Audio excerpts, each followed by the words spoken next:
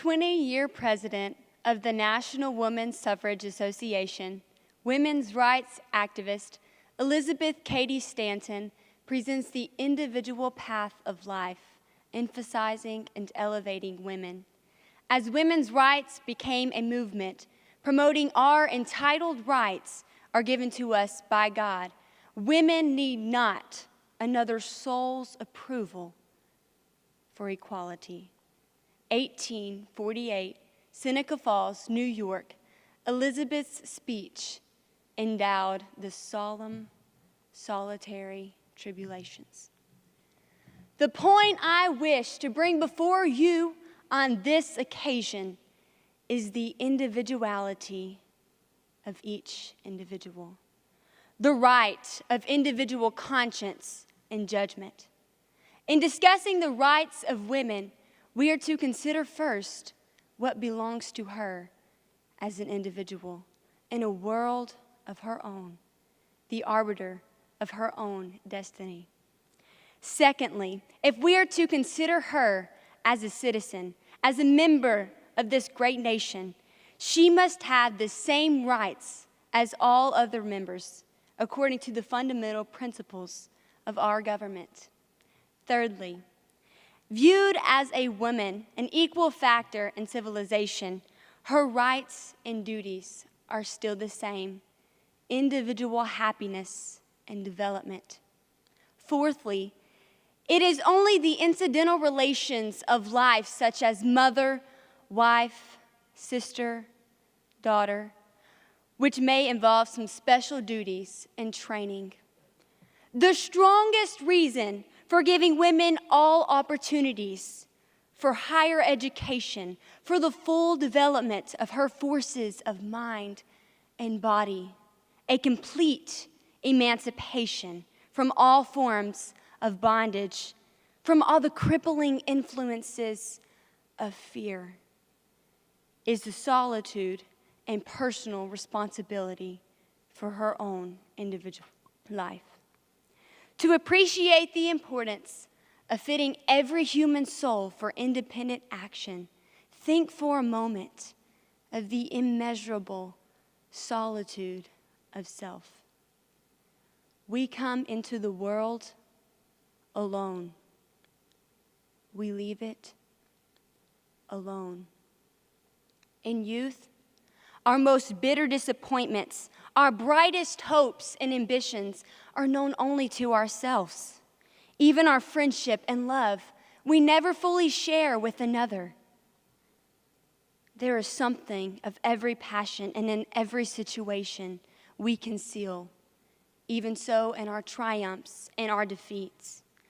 We ask no sympathy from the anxiety and agony of a broken friendship or shattered love. When death sunders our nearest ties, alone we sit in the shadow of our affliction.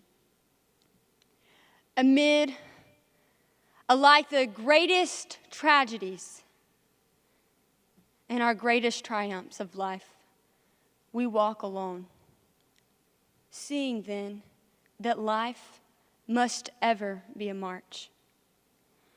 To throw obstacles in the way of a complete education is like putting out the eyes, and to deny the rights of property is like cutting off the hands.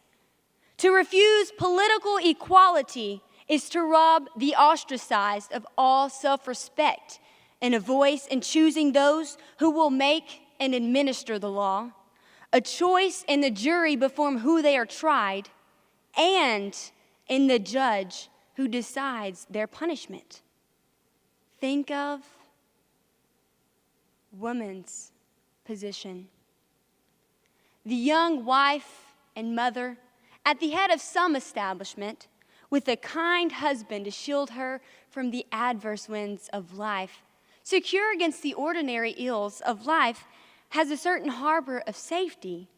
But to manage a household, have a desirable influence in society, keep her friends and the affections of her husband, train her children, she must have a rare common sense, wisdom, diplomacy, and a knowledge of human nature.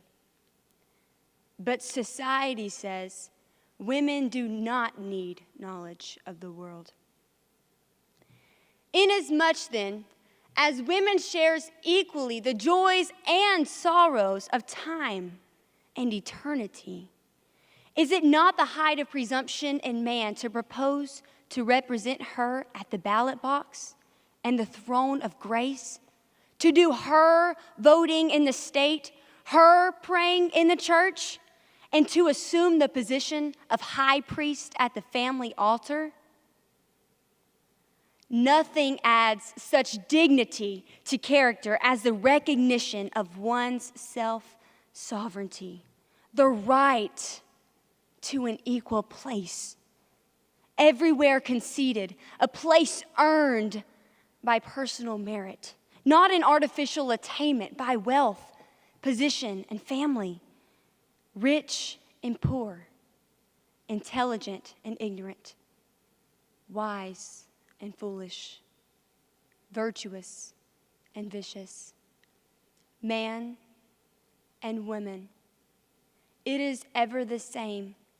Each soul must depend wholly on itself. From the mountaintops of Judea long ago, a heavenly voice bade his disciples, "Bear ye one another's burdens." But humanity has not yet risen to this point of self-sacrifice. And if ever so willing, how few the burdens that one soul can bear for another. But when all artificial trammels are removed and women are recognized as individuals responsible for their own environments, thoroughly educated for all positions in life they may be called to fill, they will, in a measure, be fitted for those hours of solitude that come alike to all, whether prepared or otherwise.